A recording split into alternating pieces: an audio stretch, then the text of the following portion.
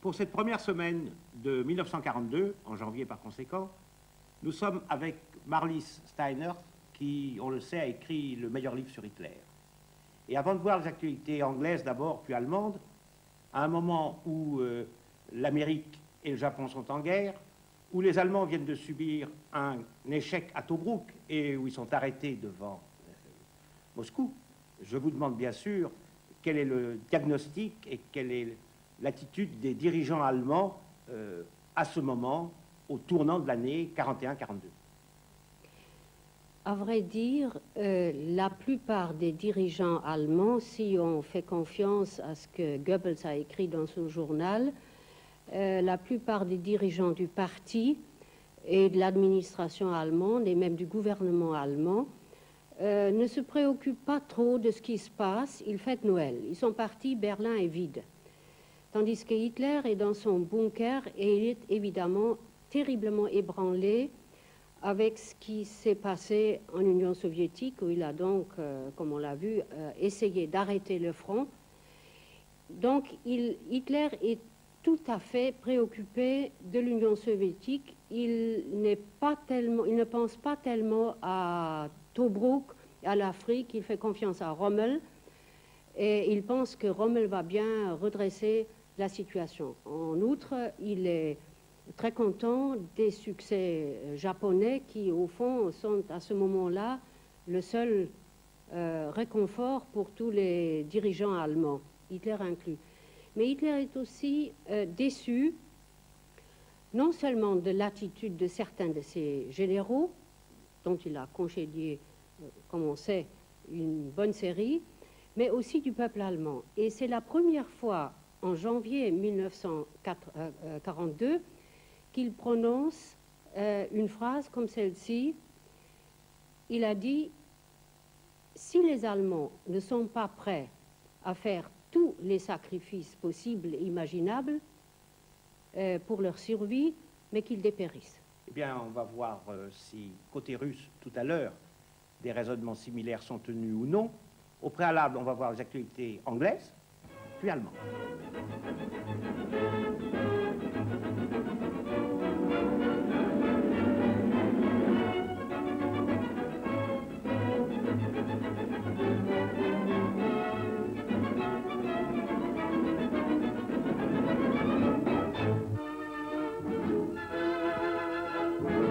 Crossing the desert south of Tobruk, British armored cars form part of a giant circle which, while receiving wireless directions from one of our generals at the front, weave an iron web in which to trap the remaining pockets of enemy resistance around Saloum and Badia. The route from El Gobi to El Adem is but one of Rommel's military graveyards, a desert cemetery in which are being hunted out the stragglers of a now shattered Axis force. Sections of infantry are seen here mopping up the tattered remains of Rommel's leftovers, abandoned with their dead in the Nazi general's headlong flight to Benghazi and beyond.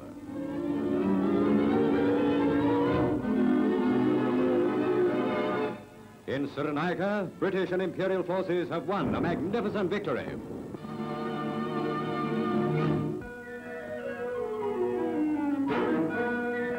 War has robbed the blue waters of the Pacific and Indian Oceans of their peaceful charm. Today, minesweepers attached to our fleet in the Far East are trawling for the underwater seeds of death sown by enemy mine layers. With their sweeps trailing astern to cut adrift any mines in their path, a radio message brings news of one of these deadly weapons reported floating on the surface.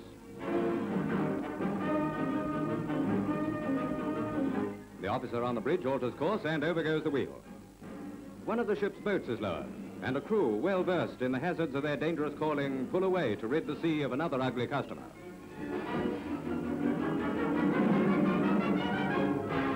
There it is, a real barnacle-encrusted terror of the deep. Many mines break loose during storms, particularly when their mooring chains have become weakened by long submersion. With the line made fast, it's taken in tow after being rendered harmless. Those contact horns will no longer spell death to anything that strikes them.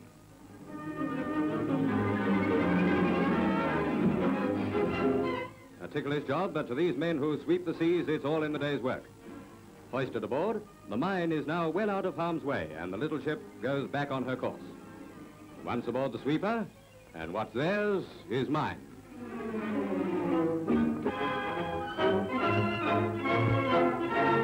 Times Square in the heart of New York's Theaterland has its first air raid rehearsal in readiness for when the real thing might come along. Public transport vehicles of all kinds are stopped and the passengers escorted to underground shelters. Air raid wardens are on the job clearing the busy metropolis as the sirens wail their warning signal. It's no longer a joke. Grim reality is just around the corner.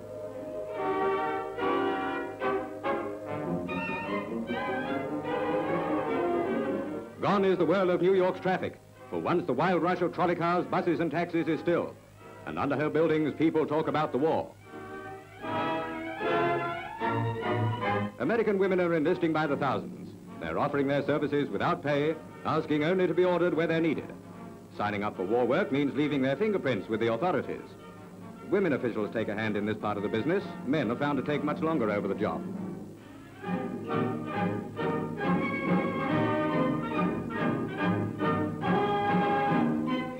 Well, hello, Toots. Sit down and make yourself at home. Surely there's something they can find for you to do.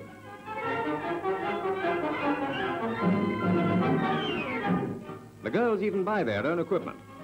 Leave it to them to pick a snappy uniform. And here's our little Toots looking like one of the objectives we're fighting for. In San Francisco, chief commercial city of the Pacific states of the USA, everyone lends a hand at digging in for home defense. Sandbags are piled up against windows and doorways in preparation for a Japanese air attack which might happen at any minute. Let's hope the Californian weather will treat them more gently than ours did over here. The first blows of war on America fell on her Pacific Islands, where Black Sunday brought Japanese bombers over the residential district of Honolulu as well as Pearl Harbor. Flames sweep the famed Waikiki section as the Mikado's warplanes set to work while his envoys still talk peace in Washington. Striking without warning on that fateful morning, the bombers have things all their own way, waging war in the typical Axis manner.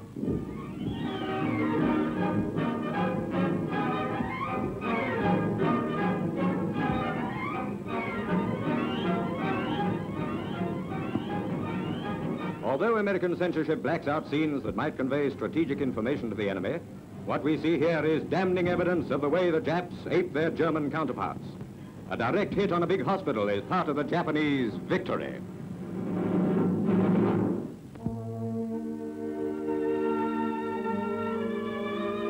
Hospital nurses set up equipment in the open, and patients are carried out as bombs fall over the city.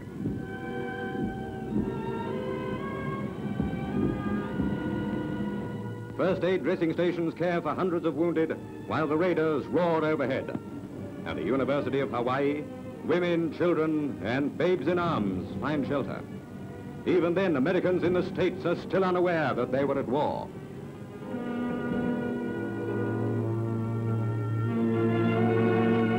Not until hours after the attack does treacherous Tokyo declare war, a war that counts schools among its military objectives.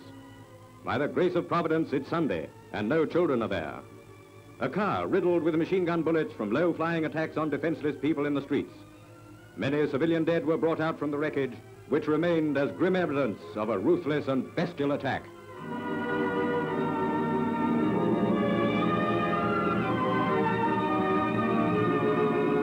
Colonel Knox has a few strong words to say about it. My inspection trip to Hawaii enables me to present the general facts covering the attack which hitherto have been unavailable. The essential fact is that the Japanese purpose was to knock out the United States before the war began. This was made apparent by the deception practiced, by the preparations which had gone on for many weeks before the attack, and the attack themselves, which were made simultaneously throughout the Pacific.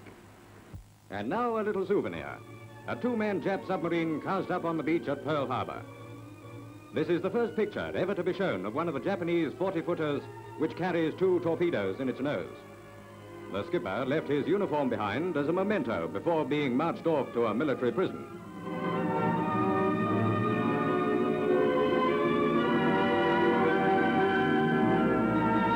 The initial blow which fell on American soil in the Pacific was a hard one. But it's not in the American character to go down under the first punch. Once into their stride, and they'll hand out some straight lefts and rights that'll make that Mikado sit up and take notice.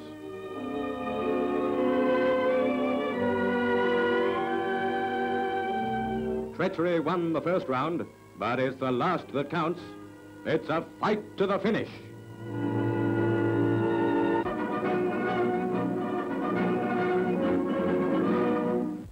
One stretch of our journey was over a section of the railway which Goebbels has often told you has been cut by enemy action.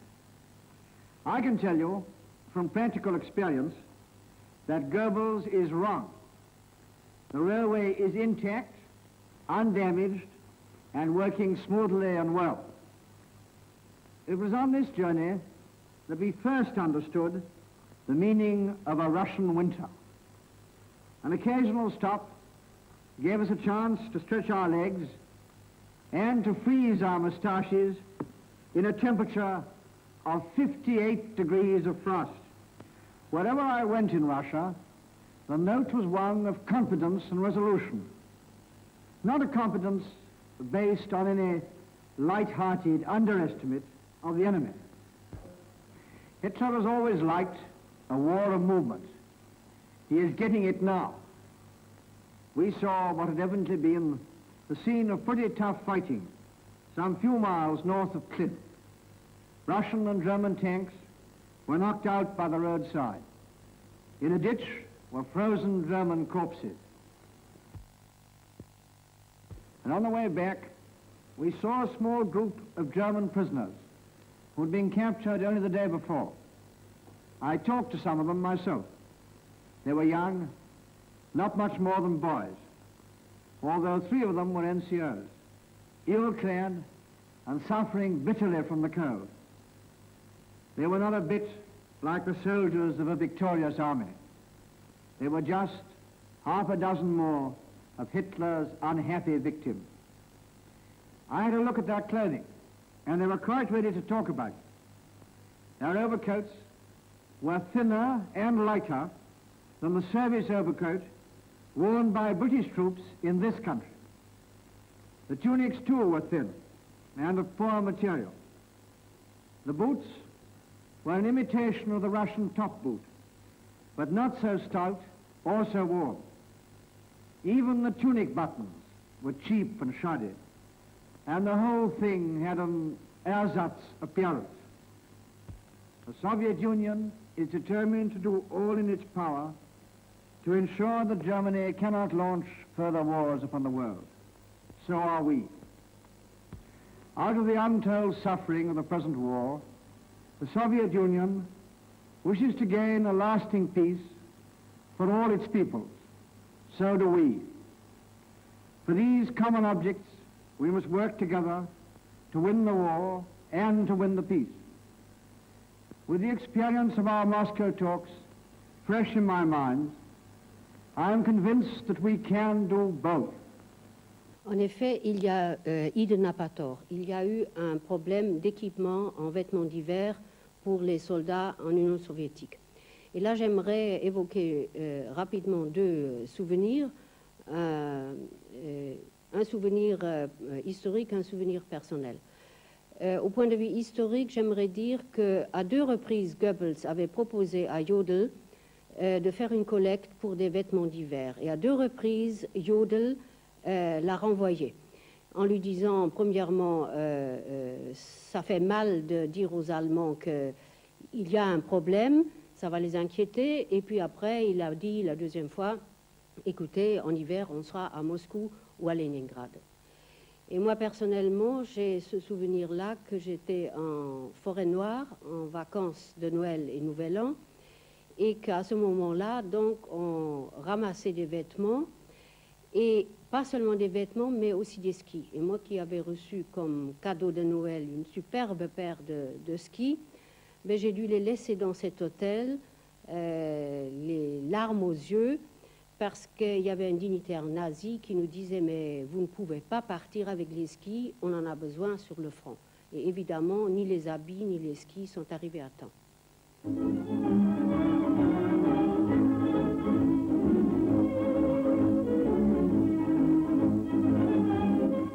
Of the Anglo-American Conference sees the Prime Minister and Mr. Roosevelt in conversation in the cabinet room of Washington's famous White House. The 2 great statesmen have worked vigorously on Allied grand strategy. Mr. Harry Hopkins and the President's personal and naval assistants are also present. It is in the Capitol that a joint session of Congress awaits the momentous words of our Prime Minister. For the first time in American history, the elected representatives of the United States will meet a British Premier on the floor of their own seat of government.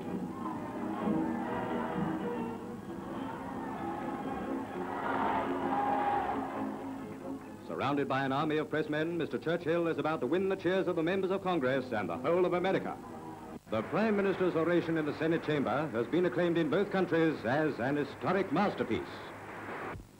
The fact that my American forebears have for so many generations played their part in the life of the United States, and that here I am, an Englishman, welcomed in your midst, makes this experience one of the most moving and thrilling in my life, which is already long and has not been entirely uneventful.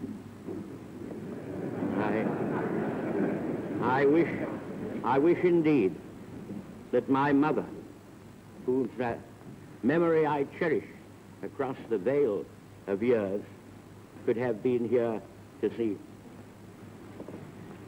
By the way, I cannot help for reflecting that if my father had been American and my mother British, instead of the other way around, I might have got here on my own.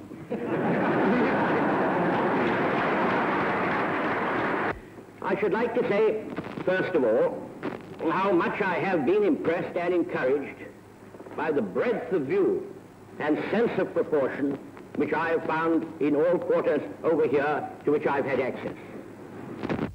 I am so glad to be able to place before you, members of the Senate and of the House of Representatives, at this moment, when you are entering the war, the proof that with proper weapons and proper organization, we are able to beat the life out of the savage Nazi.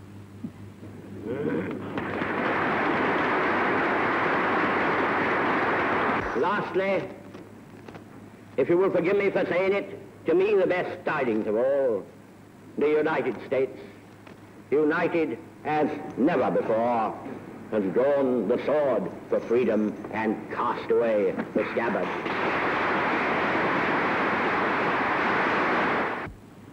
Twice in our lifetime has the long arm of fate reached out across the oceans to bring the United States into the forefront of the battle. If we had kept together after the last war, if we had taken common measures for our safety, this renewal of the curse need never have fallen upon us.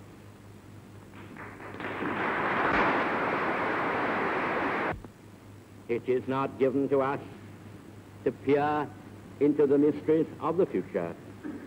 Still I avow my hope and faith, sure and inviolate, that in the days to come, the British and American peoples will, for their own safety and for the good of all, walk together in majesty, in justice, and in peace.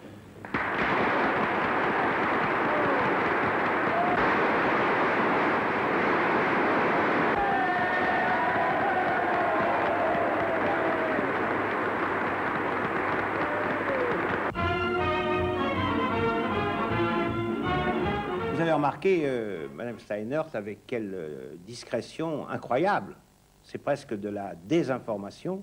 Ces actualités anglaises ne disent pratiquement rien de ce qui s'est passé en Asie. Singapour est menacé, toutes sortes de choses graves sont bien connues de Churchill et de Roosevelt, et les actualités n'en disent absolument rien. Les Anglais n'ont eu que ce petit sujet médiocre sur le déminage qui a l'air de laisser croire que tout ira bien. Mais vous-même, comment vous réagissez devant ces actualités et cette rencontre? C'est la grande rencontre pour Churchill parce qu'il se trouve vraiment, c'est le triomphe de sa vie, le couronnement de tous ses efforts qu'il a essayé pendant des années de rapprocher enfin les Américains et les Anglais. Et en même temps, quand il jouit de son triomphe, il lance une petite pique contre son prédécesseur Chamberlain, auquel il avait toujours reproché de pratiquer l'apaisement au lieu justement le rapprochement avec les États-Unis. Oui. Moi, ce qui me frappe aussi dans cet enthousiasme, c'est que, bien sûr, on ne dit pas que le secret de cette joie, c'est aussi qu'il a obtenu de Roosevelt de donner la priorité à la bataille contre l'Allemagne par rapport à la bataille contre le Japon. Et ce qu'on ne dit pas, et on ne le dira ça jamais, c'est la fureur, la colère des Australiens, des Néo-Zélandais, des Anglais et Américains qui vivent dans le Pacifique, qui se considèrent désormais comme abandonnés. Et cette décision qu'on va bientôt connaître de la conférence d'Arcadia va déchaîner presque un schisme au sein de l'Empire britannique. C'est une crise très grave qu'il va traverser dans les semaines qui vont suivre. Alors maintenant, on va voir les actualités allemandes, et bien entendu, selon l'usage, vous interrompez à votre gré.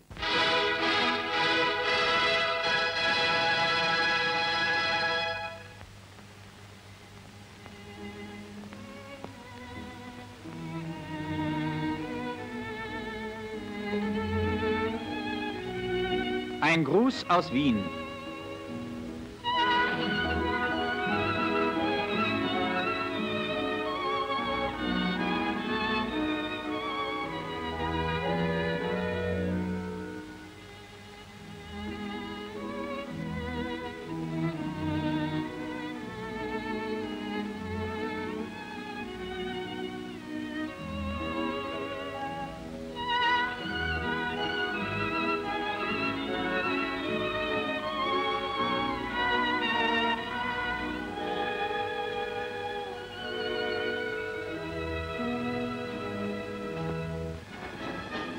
Aus diesen Pappelholzkloben sollen Zündhölzer werden. Diese Maschine schält den Stamm in einzelne Bänder, die die Stärke des späteren Zündholzes haben.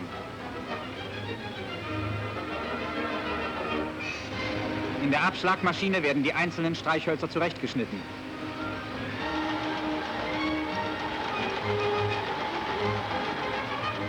Hier werden sie imprägniert, damit sie später nicht nachglühen. Nach dem Imprägnierbad werden sie geputzt, sortiert und auf der Gleichlegemaschine geordnet.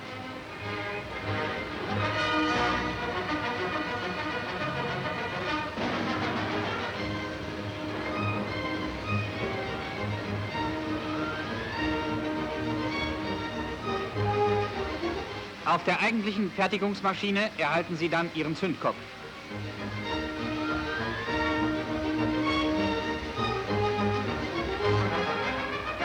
In einer Stunde werden 1,5 Millionen Zündhölzer fertig. Das ist jedoch nur ein kleiner Bruchteil des deutschen Tagesbedarfes, der über 400 Millionen Stück beträgt. Nach den Zündhölzchen die Zündholzschachteln. Auch hier geht alles automatisch.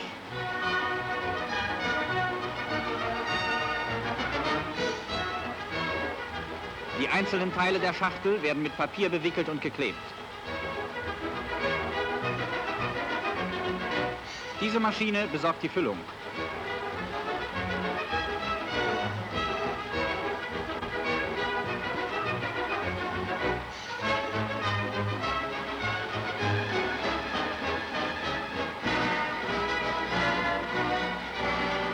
Fertig für den Versand.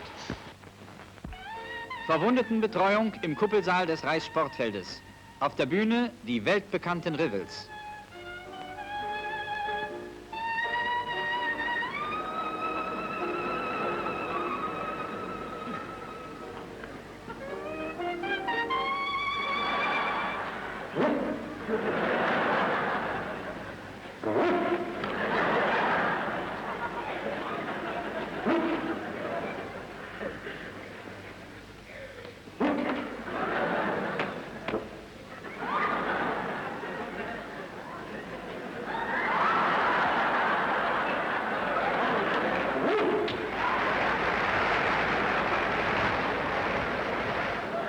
Negus!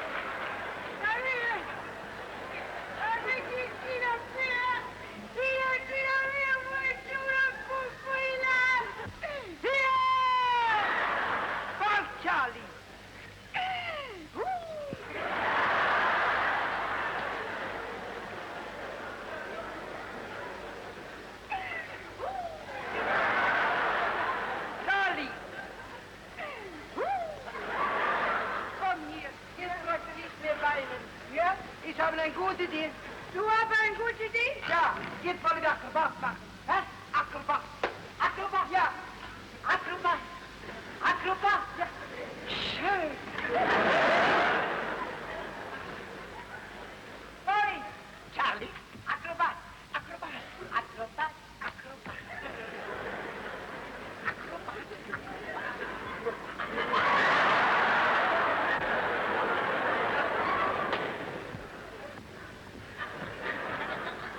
Johnny. Ja. Akrobat. Ja. Schön.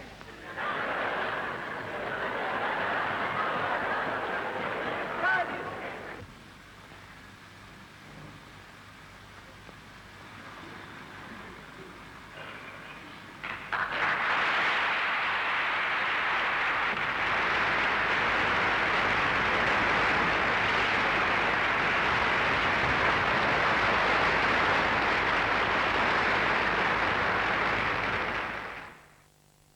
Weihnachtssingen in einem Berliner Lazarett.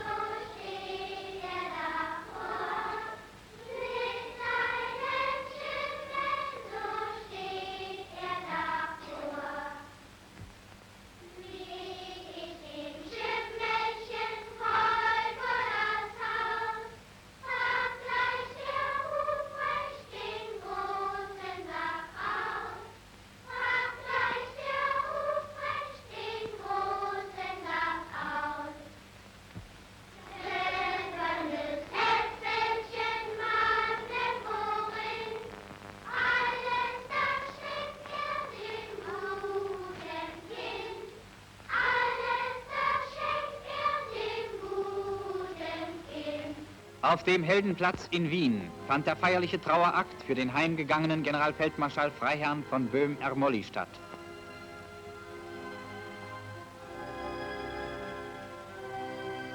Generalfeldmarschall Keitel legt den Kranz des Führers nieder.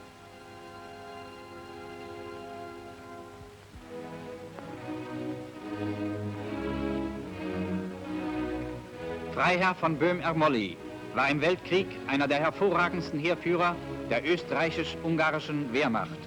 An der Spitze seiner Armee, die entscheidenden Anteil an der Befreiung Galiciens hatte, zog er 1915 als Sieger in Lemberg ein.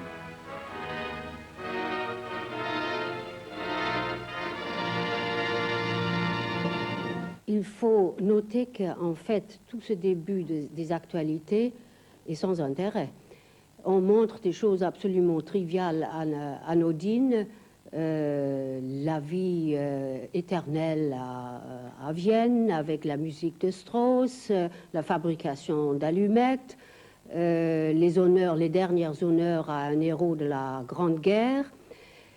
Tout ça, c'est au fond plutôt pour cacher la réalité que pour la montrer.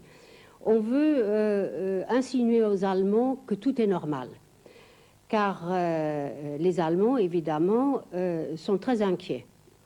Sont très inquiets de ce qui se passe en Union soviétique, ce qui se passe en Afrique. Et Goebbels lance une nouvelle devise pour la propagande. Maintenant, il est question d'un réalisme optimiste. Parce qu'il ne faut plus que les Allemands soient peut-être effrayés par quelque chose qu'on ne leur montre pas, comme il dit, mais qu'ils pourraient apprendre autrement, par les lettres des soldats ou peut-être par des nouvelles de l'étranger.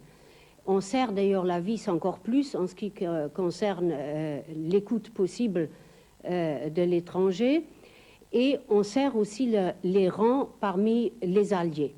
Alors là, on va, et c'est pas toujours Goebbels d'ailleurs qui s'y emploie, il y a d'autres gens comme son rival très redouté, Otto Dietrich, qui était le chef de la presse du Reich, qui était tout le temps attaché directement à Hitler, comme on va le voir d'ailleurs tout à l'heure, où il essaye de donner la parole de cet optimisme réaliste aussi aux autres correspondants de guerre. Et où on ne verra pas Goebbels. On ne verra pas Goebbels du tout. Eine Kampffront der europäischen Journalisten gegen die internationale Hetzpresse wurde in Wien gegründet. Reichspressechef Dr. Dietrich hielt eine überzeugende Abrechnung mit der internationalen Pressehetze und bewies ihre historische Schuld an diesem Weltkrieg.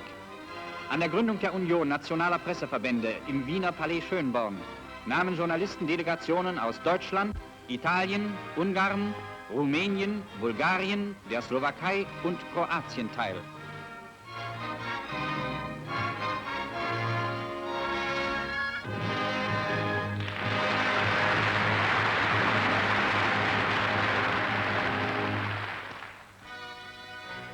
Der Führer empfing in der neuen Reichskanzlei den Leiter der nationalsozialistischen Bewegung in den Niederlanden, Adrian Anton Mussert.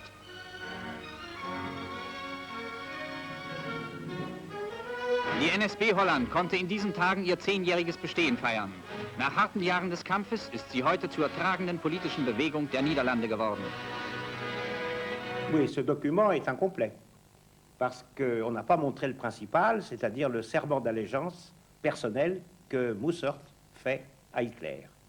Et là, c'est une partie importante pour ce nazi hollandais qu'il a emporté sur son grand rival Teuningen, qui lui voulait intégrer la Hollande dans l'Allemagne en disant les Flamands sont les meilleurs des Germains, donc c'est eux qui commanderont aux Allemands. Et Hitler, juste que cet homme est fou, n'est-ce pas? Alors, il préfère von Mussert, qui est un homme très dangereux, et contre qui l'épiscopat hollandais a lancé un appel en disant que ceux qui adhèrent aux idées fascistes ne peuvent être considérés comme des catholiques désormais, vu ce que dit Mussert et ce que disent les fascistes à cette époque en Hollande. An der finnischen Front. Bei den tapferen finnischen Truppen zwischen Onega und Ladogasee. Seit Wochen liegt hier das Land im tiefen Schnee.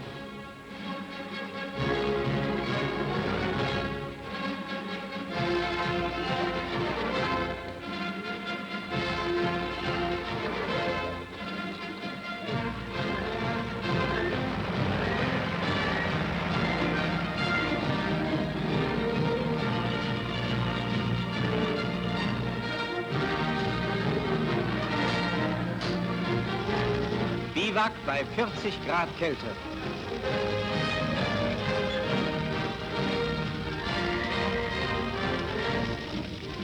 Ein Spähtrupp wird zur Erkundung vorgeschickt. Ein Waldabschnitt soll vom versprengten Feindtrupps gesäubert werden.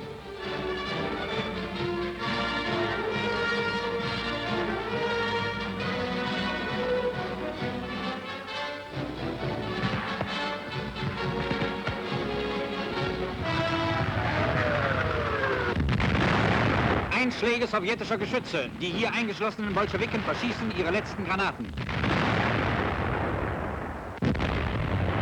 Die finnische Artillerie kämpft auf diesen Widerstand nieder.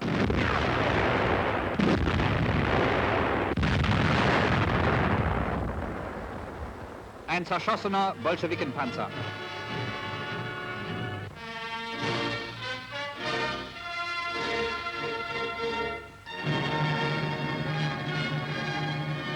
Auch hier konnten die Finnen viele Geschütze erbeuten.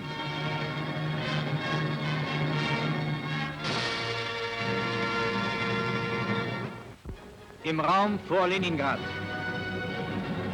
Artillerie auf dem Marsch.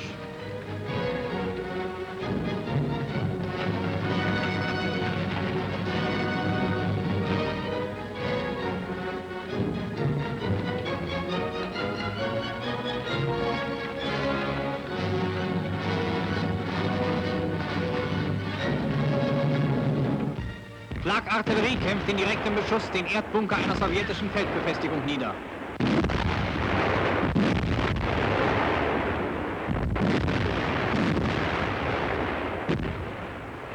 Ein Stoßtrupp der Waffen-SS macht sich fertig zum Angriff.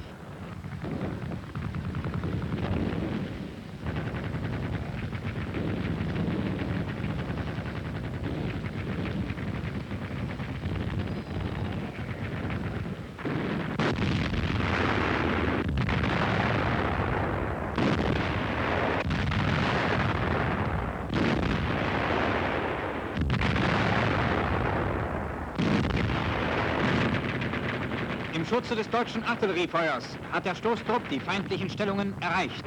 Die Besatzung des Bunkers scheint völlig aufgerieben. Sowjetische Granatgewehre. Keiner dieser Bolschewiken entging dem Hagel der deutschen Granaten. Am mittleren Frontabschnitt.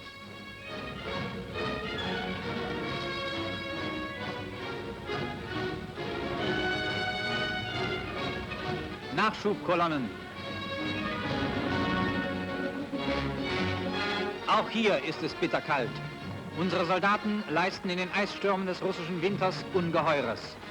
Für diese Soldaten der Ostfront soll jetzt, nach dem Willen des Führers, zusätzlich zu den Winterausrüstungsgegenständen der Wehrmacht, jeder in der deutschen Heimat an Pelz, Woll und Wintersachen abgeben, was er nur irgend entbehren kann.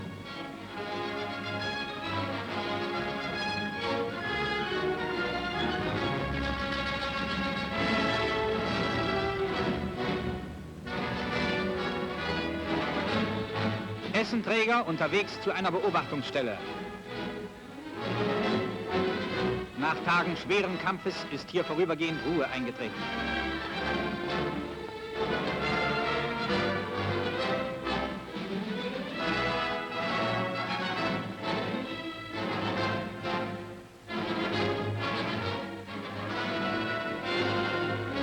Schneewehen fegen über das Land, dessen weite Ebenen kaum einen Schutz bieten.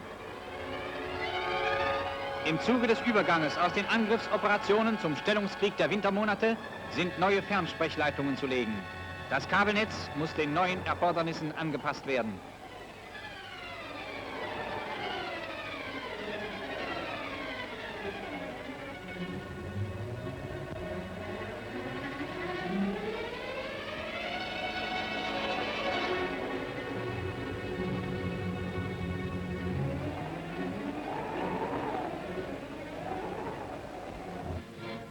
Auf der Halbinsel Krim.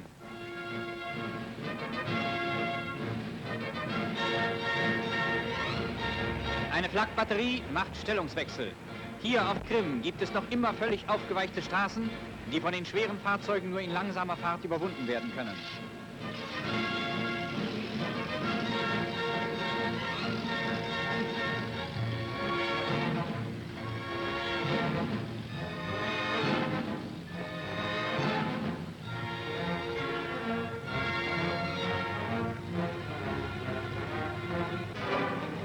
Unsere Soldaten in Kertsch, der östlichsten Stadt der Krim.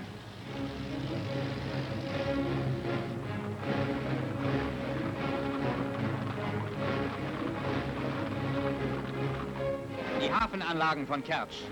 Hier überraschten unsere Stukas und Kampfflugzeuge die Bolschewiken, die sich beim Angriff auf die Krim nach dem Kaukasus in Sicherheit bringen wollten. Die schweren Bomben unserer Kampfgeschwader haben die Verladeeinrichtungen und Bahnanlagen völlig zerstört.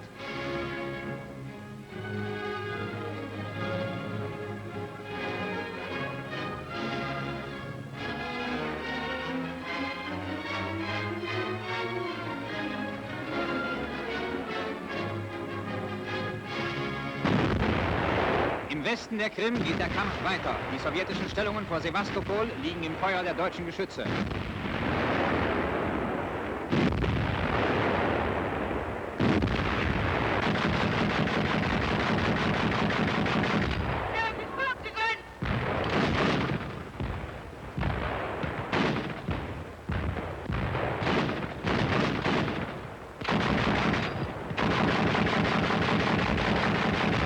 Immer dichter kämpfen sich unsere Verbände an die Festung heran.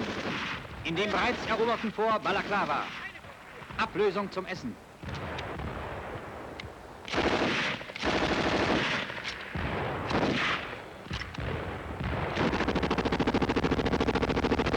Dort unten liegt Sewastopol.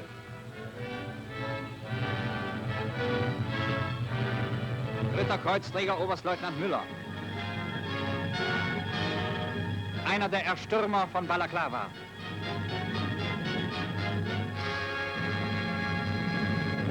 Tout à l'heure, vous disiez que Hitler juge et fait savoir que ceux qui ne sont pas prêts à mourir peuvent dépérir tout de suite pour sauver le Reich. Staline dit la même chose à propos de la Crimée. Il n'a pas eu besoin de le dire pour Moscou, parce que les Russes défendent leur terre.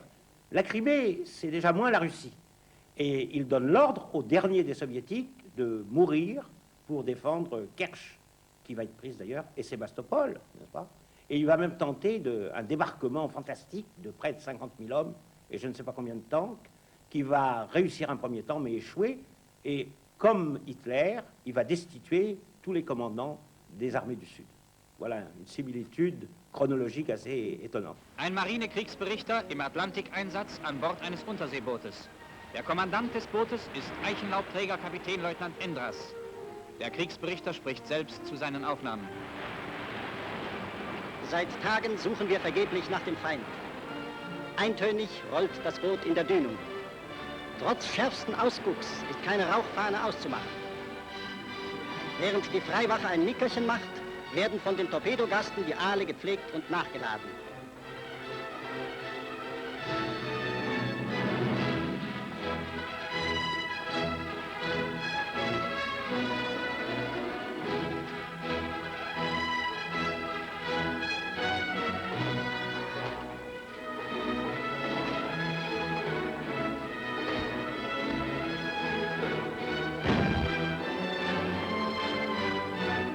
Der Kommandant wird geweckt. Er muss als ärztlicher Betreuer bei einem kleinen Unfall eingreifen.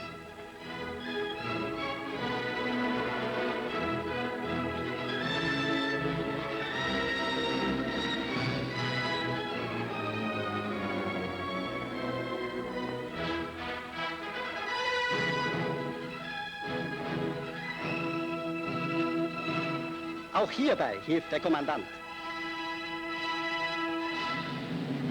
Zum 50. Male dieselbe Platte und immer noch keine Rauchfahne. Zapfenstreich, es kann 3 Tage kosten, Kamerad, ich komm ja gleich. Da sagten wir, das einzig Erfreuliche. Wie gerne würde ich mit dir gehen, mit dir, Lili. Die Freiwache spielt Dauerschach. Wieder wechselt die Brückenwache.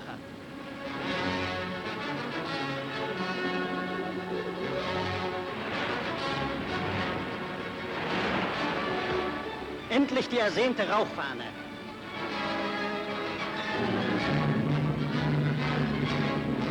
Alarm!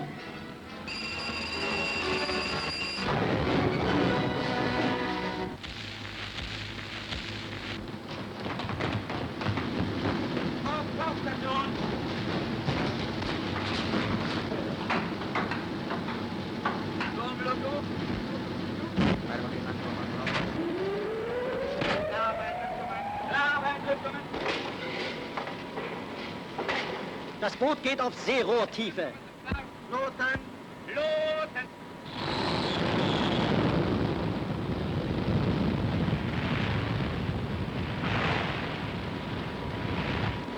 Der Kommandant nimmt das Ziel ins Fadenkreuz und geht auf Angriffskurs.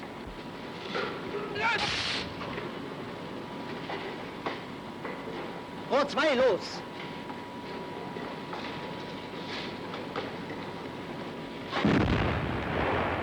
Der Frachter brennt, aber trotz der Treffer will der Kahn nicht sinken. Unser Kommandant entschließt sich zum Auftauchen und zum Überwasserfangschuss.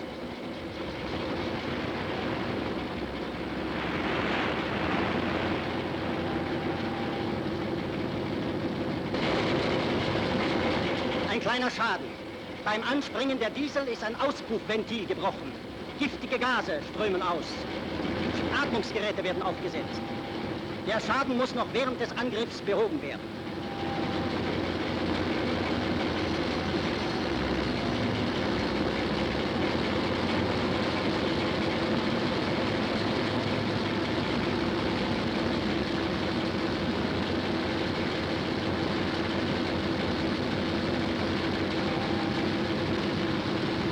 Die Reparatur ist schnell erledigt.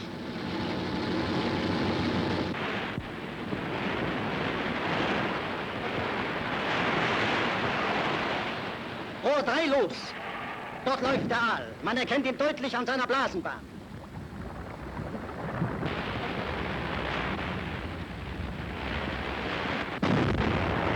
amidschiffs.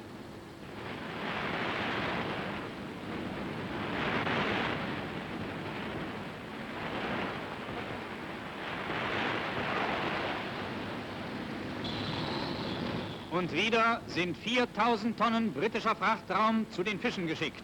Der Kampf geht weiter gegen England.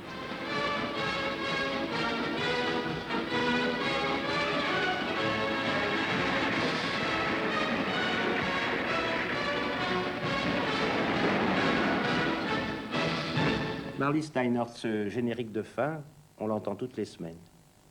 Et c'est Lili Marlène pourtant qu'on a retenu dans les cœurs.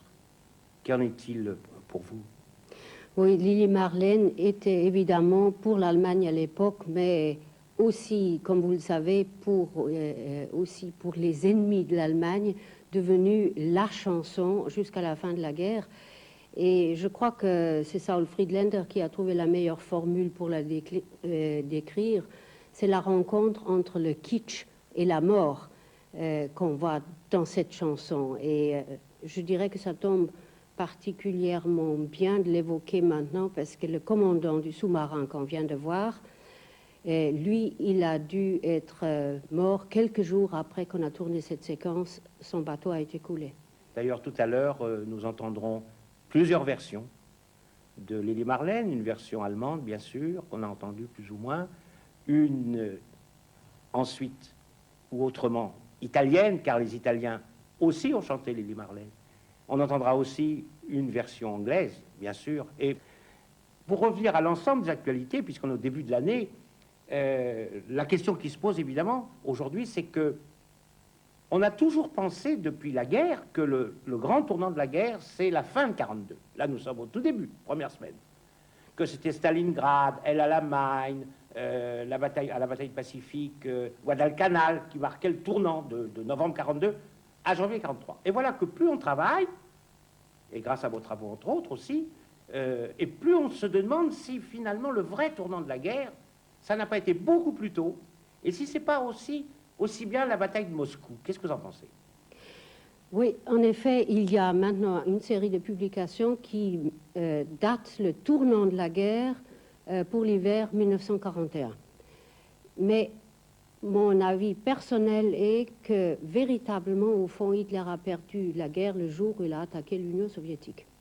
Oui, mais ça c'est un tournant personnel. Non, c'est un tournant, à mon avis, militaire important, mais disons les stratèges militaires préfèrent la date de l'hiver 41, tandis que le tournant psychologique dans les opinions des différents pays, et notamment aussi en Allemagne, ça c'est Stalingrad.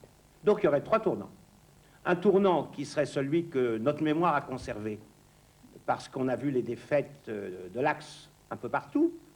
Le tournant véritable qui transforme la guerre éclair en guerre longue et qu'incarne l'arrêt des Allemands devant Moscou, et la défaite mentale, au fond, qui serait la décision d'Hitler d'attaquer l'URSS. C'est ça? C'est ça. Merci Marlys de cette excellente analyse. Merci Marc.